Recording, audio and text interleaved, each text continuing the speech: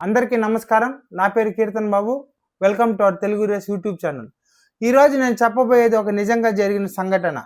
ఈ మధ్య మా ఇంటి పక్కనే ఉండే ఒక కుటుంబం సమ్మర్ హాలిడేస్కి వెళ్ళి తిరిగి వస్తున్నారు.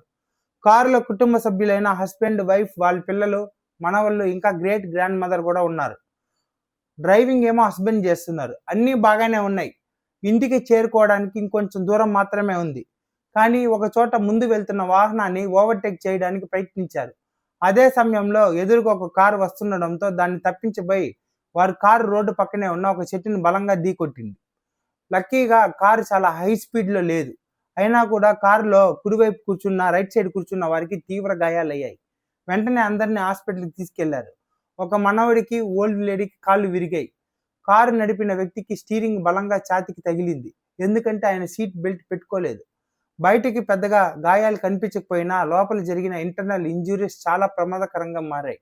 కొన్ని గంటల తర్వాత హాస్పిటల్లోనే ఆయన మరణించారు. ఆ వార్త విన్న ఆ వృద్ధ మహిళ హార్ట్ అటాక్తో మరణించింది.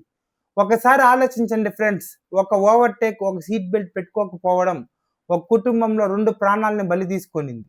మిగిలిన వాళ్ళకు కూడా బాగా గాయాలయ్యాయి. వైఫ్కి అయితే చెయ్యి విరిగిపోయింది. ఫ్రంట్ సీట్లో ఎవరూ సీట్ బెల్ట్ పెట్టుకోలేదు.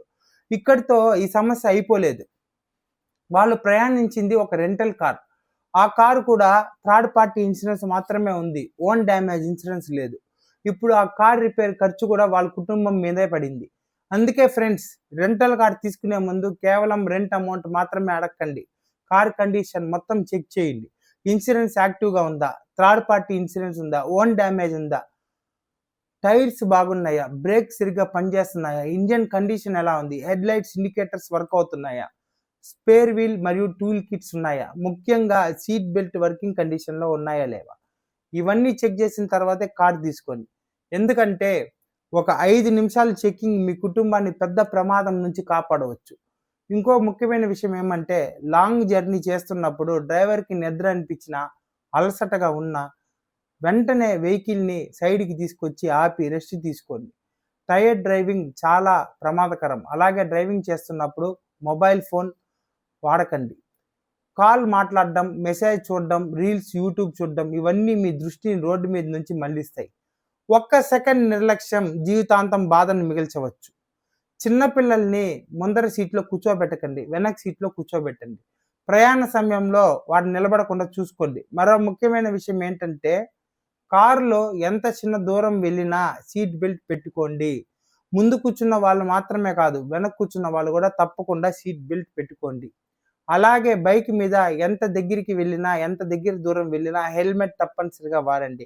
అరే, పక్క వీధికి వెళ్తున్నాం, ఇక్కడే కదా, ఏమవుతుంది అనే ఆలోచన చాలా ప్రమాదకరమైన మరణానికి దారి తీయచ్చు. గుర్తుంచుకోండి, 1 నిమిషం ఆలస్యంగా ఇంటికి చేరుకున్నా పర్వాలేదు, కానీ ఒక తప్పు ఓవర్టేక్ వల్ల ఇంటికి చేరుకోకుండా పోకూడదు. సీట్ బెల్ట్ ఒక స్ట్రాప్ మాత్రమే కాదు, అది మీ ప్రాణాల రక్షణ. హెల్మెట్ ఒక రూల్ కాదు, అది మీ కుటుంబానికి భరోసా. యాక్సిడెంట్ జరిగిన తర్వాత బాధపడే కంటే ముందే జాగ్రత్త పడడం మంచిది. మీకోసం ఇంట్లో ఎదురు చూసే వాళ్ళు చాలామంది ఉండే ఉంటారు. కాబట్టి స్పీడ్ కంటే సేఫ్టీకి ఎక్కువ విలువ ఇవ్వండి. జాగ్రత్తగా డ్రైవ్ చేయండి. ట్రాఫిక్ రూల్స్ పాటించండి. మీ ప్రాణాలని మరియు మీ కుటుంబ సభ్యుల ప్రాణాలని కాపాడండి.